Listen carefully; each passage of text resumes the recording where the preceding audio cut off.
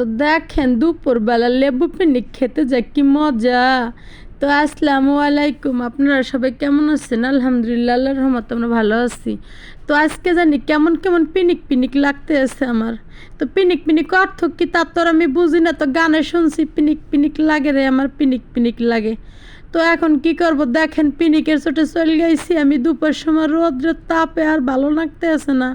এর লিগে ভাবলাম যে একটু মোটা লবণ দিয়ে, তারপরে 2টা মরিচ দিয়ে, আর হেই ভাইরাল হেই আখের গুড় দিয়ে, তারপরে করিব লেবু দিয়ে পিনিক মাখাবো।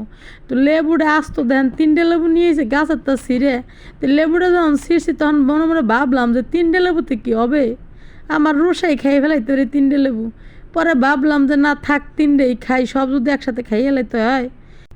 লেবুটা কিন্তু কাটছি দেখেন কত পাতলা করে, আপনারা আবার ভাইবেন না যে আমি কিরপিন কিরপিন জুতে তাই তো এরকম পাতলা করে কাটি।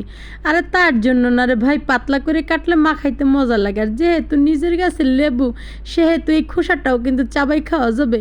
কত আপুরা কমেন্ট করে জানাবেন আমাকে, অনেক আপুরা কিন্তু লেবুর খোসা পছন্দ করেন তাই না? লেবুর খোসা কিন্তু ভাত দিয়ে খেতে অনেক মজা লাগে, তো আমি কিন্তু মাঝে মধ্যে খাই, কারণ এটা আমাদের গাছের লেবু, এর জন্য তরতাজা একদম ফ্রেশ লেবু। তো যাই আর কি হোক, দেখেন কত পাতলা করে কেটে এখন 2টে শুকনো মরিচ নিয়ে আসলাম। শুকনো মরিচ 2টাকে এমন ডলতে ডলতে ডলতে একদম লাল পানি বার করে দিচ্ছি একবারে, দেখেন কি সুন্দর টকটকে লাল হয়ে গেছে।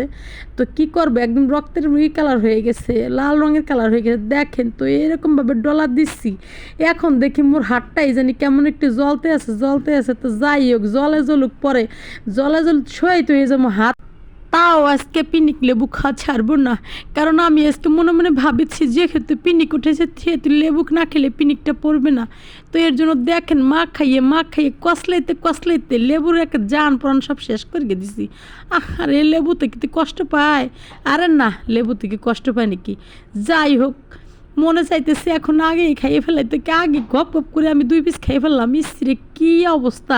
আপনাদের জন্য এবার নাল পড়িয়ে যায় না, দেখেন যে লেবু খাইলে কিন্তু এমনি টক জিনিস দেখলে কিন্তু নল পড়িয়ে যায়। তো রুষা বলতেছে এত মরিচ জাল হোক আর যা হোক, তুমি খেয়ে দেখো সোনামণি, আমার ময়না পাখিটা টিয়া পাখিটা দেখো তো কেমন লাগে। উফ, আমার মেয়ে গালি দিয়ে একবার চোখ টিভি মাইরে দিছে। আপনাদের যদি এরকম পিনিক ওঠে তাহলে লেবুর পিনিক বানাই খাইতে পারেন। আল্লাহ হাফেজ।